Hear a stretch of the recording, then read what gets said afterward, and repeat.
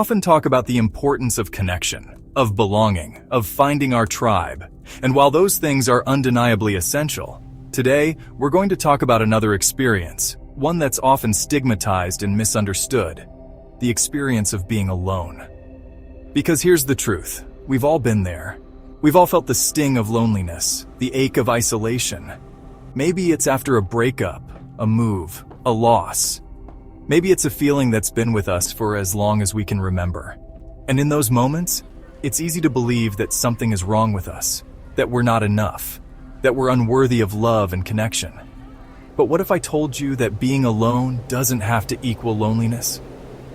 What if I told you that within the space of solitude lies an incredible opportunity for growth, for healing, for self-discovery? What if I told you that learning to be alone, truly alone, with ourselves, is one of the bravest and most transformative journeys we can ever take? The first step is often the hardest. It's the willingness to turn towards our pain, to acknowledge the loneliness, the sadness, the fear without judgment. It's about letting ourselves feel it all, to let the waves wash over us without trying to outrun them, numb them, or pretend they're not there. Because the truth is, we can't heal what we don't feel. We often try to distract ourselves from these uncomfortable emotions, to fill the silence with anything that will quiet the noise within. But what if, instead of fearing the silence, we leaned into it? What if we allowed ourselves to sit with the discomfort, to listen to what it has to teach us? Because pain, my friends, is a powerful teacher. It cracks us open, it lays us bare, and in that raw vulnerability, we find the courage to heal, to grow, to become. When we're in the thick of it, when the loneliness feels all-consuming, it can be hard to see beyond the present moment. That's why it's so important to connect with our vision, to imagine the person we're becoming on the other side of this experience. Who is that stronger, wiser, more resilient version of ourselves? Close your eyes and really envision her. What does she feel like? What does she believe about herself? How does she move through the world? This vision, this knowing becomes our North Star, guiding us through the darkness, reminding us that even in the depths of our pain, we are still worthy, we are still loved, and we are still becoming.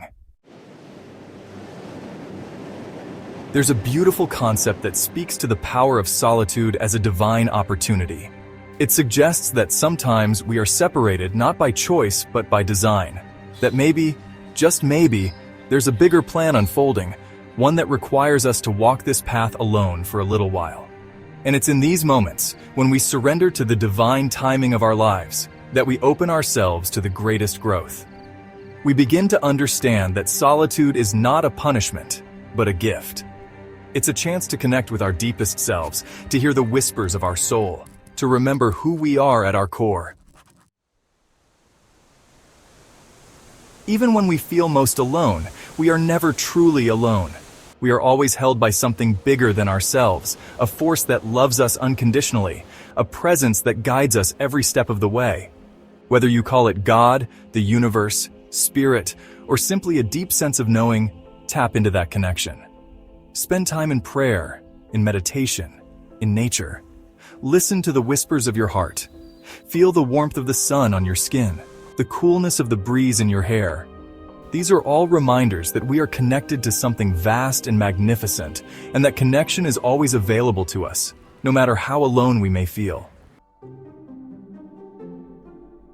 Solitude provides a powerful opportunity to connect with different parts of ourselves, to have a conversation between the wounded parts that need our love and the wise parts that hold our truth. Check in with your inner child. What does she need to hear? What is she afraid of? Offer her comfort, reassurance, and unconditional love. Then, connect with your higher self, the part of you that can see the bigger picture, the part that knows your worth and your potential. Ask for guidance, for clarity, for the strength to keep going. Self-love is a practice, and it's in the quiet moments of solitude that we can cultivate it most deeply. Don't be afraid to literally wrap your arms around yourself and give yourself a hug. Feel the warmth of your own embrace, the tenderness of your own touch. Repeat affirmations that affirm your worthiness, your strength, and your resilience. Tell yourself, I am enough. I am loved. I am worthy. Because you are. And the more you believe it, the more you'll embody it. Remember that this, like everything else in life, is temporary. The pain you're feeling, the loneliness you're experiencing, it won't last forever. It's just one chapter in the story of your life, and like all chapters, it will eventually come to an end. So, be gentle with yourself. Allow yourself to feel everything, to heal, to grow. Trust that you will get through this, and that on the other side of this experience, a stronger, wiser, more compassionate version of yourself awaits. Solitude offers incredible potential for creativity, for productivity, for personal growth. Without the distractions of the outside world, we can finally hear our own thoughts, explore our own passions, and dive deep into the work that sets our souls on fire. What have you always wanted to learn, to create, to experience? What brings you joy? What makes you feel alive? Use this time to nurture your passions, to explore new possibilities, to become the architect of your own life.